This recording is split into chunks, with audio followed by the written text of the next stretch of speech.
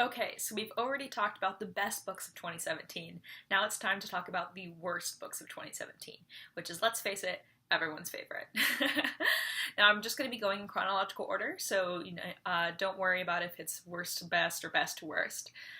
Number one is The Snow Child by Eowyn Ivey. This is a book that I was super excited about getting to read about in the cold and in the wet, and I thought it was going to be so atmospheric, and the writing was great, but overall it was a bit of a letdown. It was only about 3 stars for me, um, and I was so disappointed because I was expecting to love it so much. But overall, the characterization was incredibly shallow, and it was a huge disappointment for me. Number two is Tulip Fever by Deborah Moggach. Moggach? I believe. I'm probably mispronouncing that. Well, I picked this book up even though I knew that the reviews were bad, and I just, against my better judgment, because it sounded interesting. It's a book about the tulip fever that seized Amsterdam in the 17th century, and I know. I should have known better. Ended up DNFing this, I swear I could speak English, about a third of the way through because the prose was incredibly clunky and the plot was just ridiculous and stupid.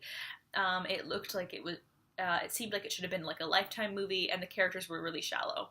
Also, the narrator, the narration jumps between a first-person protagonist and 4 other characters' third persons, which means it's just really confusing and hard to follow.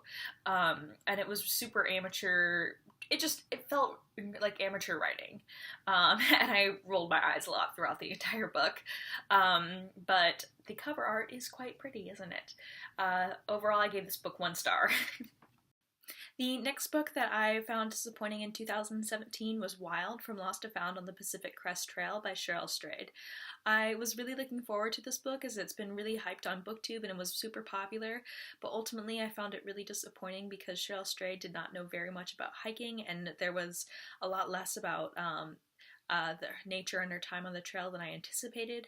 A lot of it was about her loss of her mother, and and her sort of failing through life after that happened and everything like that. And while that is fine in and of itself, and I don't hold any of that against her or anything, like her time like doing drugs or having an abortion or anything like that, I did feel a little bit like ripped off, like that wasn't what the book that was marketed towards me.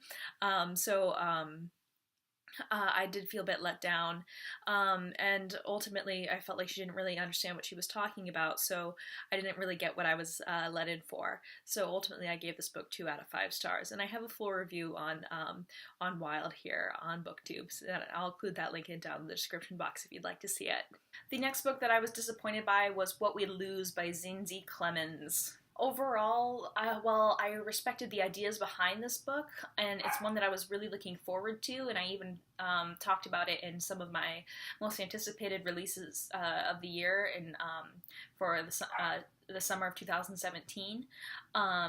When I read it, I felt disappointed because it felt like a series of like short stories that never really came together to form like a complete novel, and so it was never really that engaged.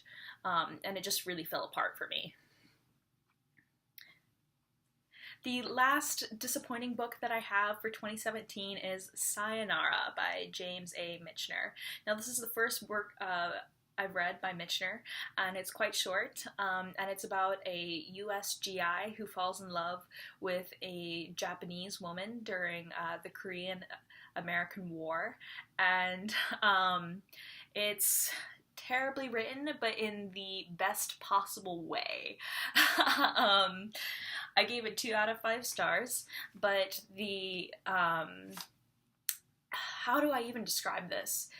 It's like all of the characters are racist, but the writer isn't racist. And the writing is bad, but the writer itself isn't a bad writer. And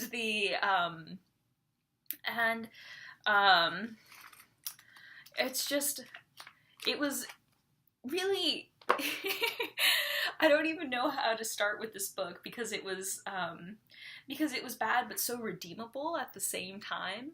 And but ultimately it was a disappointment because it was, even though I wasn't expecting a great work or a literary masterpiece, I did expect it to be a little bit more, have a little bit more substance. But ultimately it's just, you know, man falls in love at first sight with beautiful woman, and then he does everything he can to be with her, but ultimately it all falls apart.